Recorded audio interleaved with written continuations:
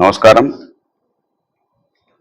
మంథని నియోజకవర్గంలో దుద్దిల్ల శ్రీధర్ గారు పూర్తిగా ప్రజల విశ్వాసాన్ని, ప్రజల ఉన్నటువంటి నమ్మకాన్ని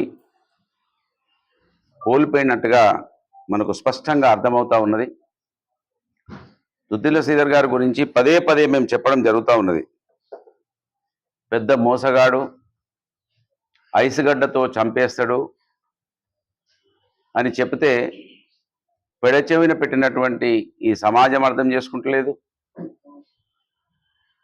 కాంగ్రెస్ పార్టీలో ఉన్నటువంటి నాయకులు, కార్యకర్తలు అర్థం చేసుకోకపోవడం నిజంగా ఇవాళ గద్ద తన పిల్లలు తానే చంపుకొని తింటుంది అన్నట్టు ఇవాళ స్పష్టమైపోయింది.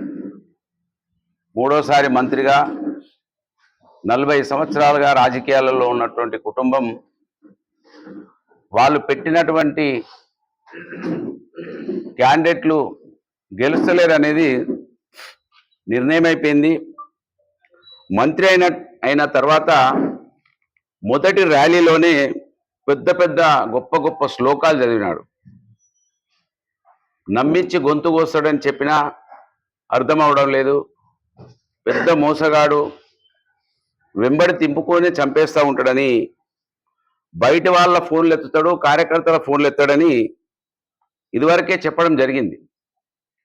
ఎందుకంటే రాజకీయాలలోకి ప్రత్యక్షంగా తీసుకొచ్చి ఓనమాలు దిద్దించినటువంటి వ్యక్తులం కనుక ఆ నీతి ఏందో, ఆ వ్యవహార శైలి ఏందో మాకు స్పష్టంగా తెలుసు.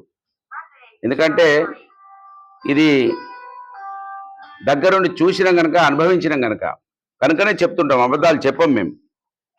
మళ్ళొకసారి ఇది పూర్తిగా ఇవాళ గ్రామ పంచాయతీ ఎన్నికలలో ఎంత నీచం అంటే, గ్రామ పంచాయతీ ఎన్నికలలో కూడా మాట తప్పిండు దుద్దిల్ల శ్రీధర్. గెలిచి ఫస్ట్ ర్యాలీలోనే ఏం మాట్లాడిండో ఒకసారి మీరు వింటే అర్థమవుతుంది.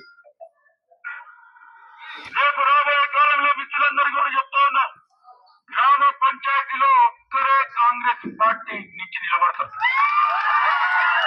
ఒక్కరే నేను నిలబడితే గెలుస్తా అని గతసారి కాంగ్రెస్ పార్టీ నుంచే 4-5 నిలబడితే టీఆర్ఎస్ వాళ్ళు ఇచ్చారు. ఆ విధమైన తప్పు ఈసారి జరగకూడదు. కేవలం ఒక్కరే మేము చెప్తాం, వారే నిలబడాలి.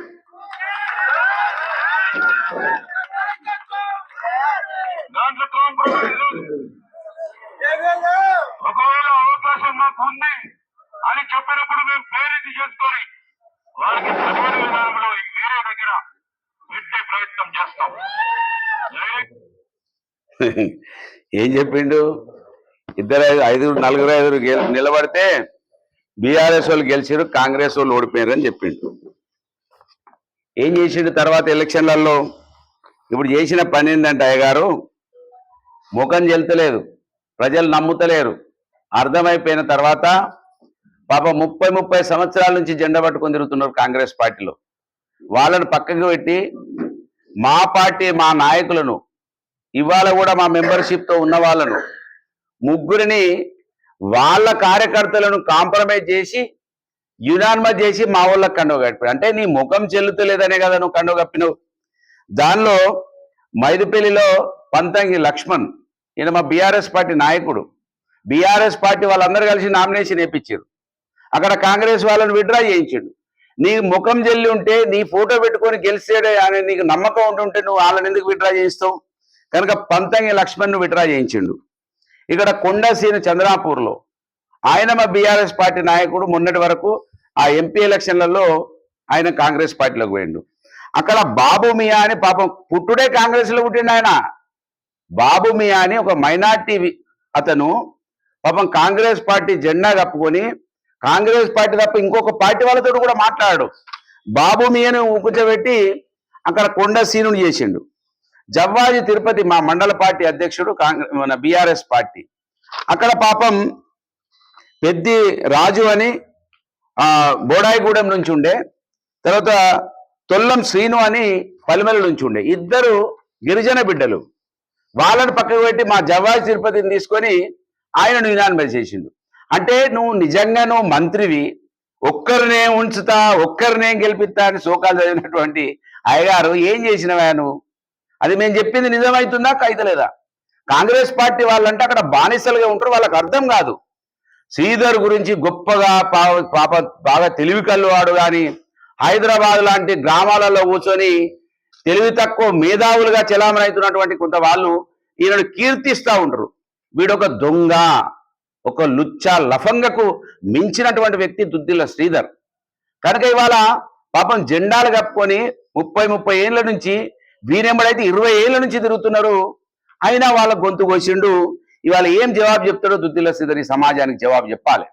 కనుక కాంగ్రెస్ పార్టీ వాళ్ళని అర్థం చేసుకోండి. పాపం మీ సర్ది ఇంటికా నుంచి తీసుకొచ్చి వానింటికాడ తినిపోయి మీరు బతుకుతా ఉన్నారు. ఇంకా కూడా మీకు జ్ఞానం వస్తలేదు. ఇవాళ సర్పంచులనే ఈ విధంగా చేస్తే రేపు ఎంపీటీసీలలో జెడ్పీటీసీలలో ఏం చేస్తారో మీరు ఆలోచించుకోండి. మీ ముఖం జల్లి ఉంటే, మీ నాయకుడి ముఖం జల్లి ఉంటే మా వాళ్ళని ఎందుకు తీసుకోవాలి?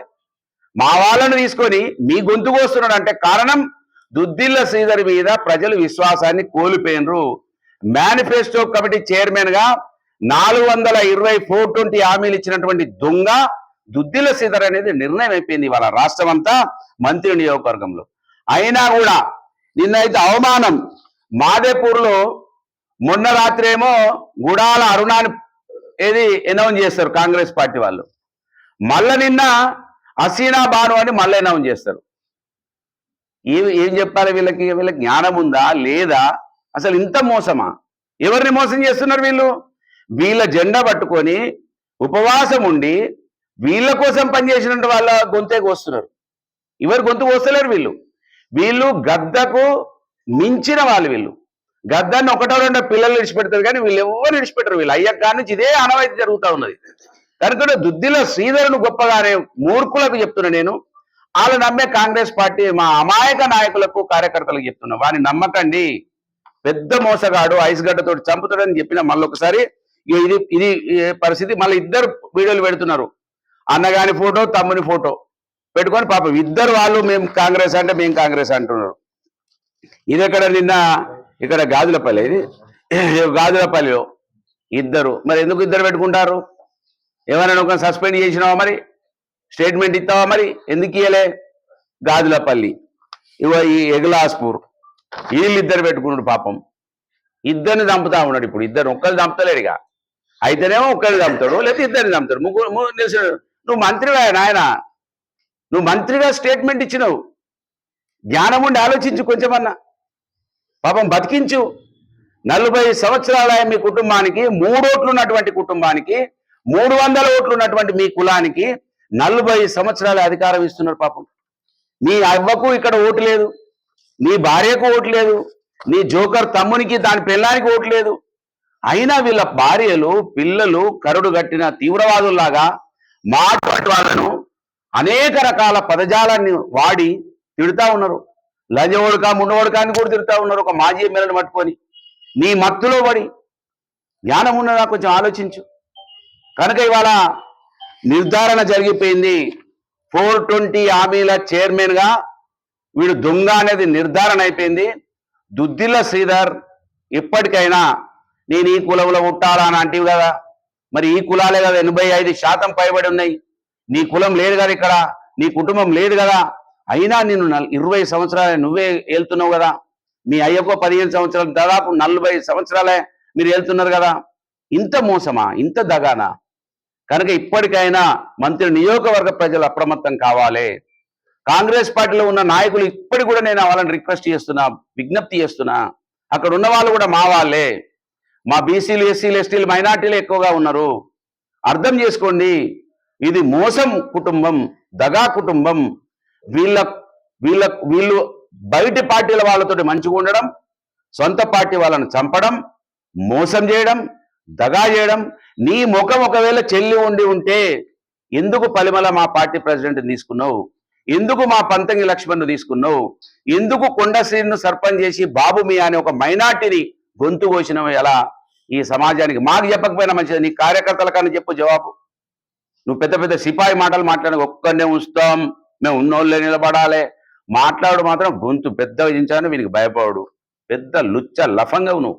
గొంతు చించంగానే గొప్పనివి కావు, నీతివంతునివి కాదు నువ్వు. కనుక పని చేస్తే, నీతి చూపిస్తే గొప్పగా వర్దిల్తారు. నీ రూపం చూసి నేను గొప్పోడు అనుకుంటున్నాను. మీ అయ్య మాజీ స్పీకర్ కనుక నేను గొప్పోడు అనుకుంటాడు.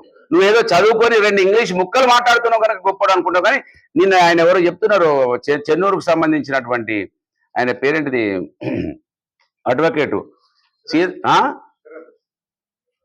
శరత్ గారు. మంత్రిని కూడా చూడండి, నాది చెన్నూరు మంత్రిని పక్కకే దుద్దిల్ల సీతారు అక్కడ తట్టాడు, మట్టు వేయలేదు, పని చేయలేదని ఏదో టీవీలో కూర్చొని చెప్తున్నాడు. కనుక అటువంటి వాళ్ళు ఇప్పుడు బయటకు తీరాల్సిన అవసరం ఉన్నది. ఈ మోసగాన్ని అర్థం చేసుకోవాల్సిన అవసరం ఉన్నది.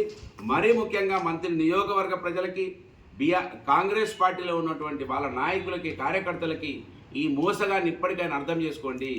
ఆ కుటుంబం 24 నెలలు అయిపోయింది. మొన్ననే డిసెంబర్ 3వ తారీఖు నాడు, డిసెంబర్ 7వ తారీఖు నాడు ప్రమాణ స్వీకారం అయితే 24 నెలలు అయిపోయినా 24 పైసల పనిచేయలే మీ నాయకుడు.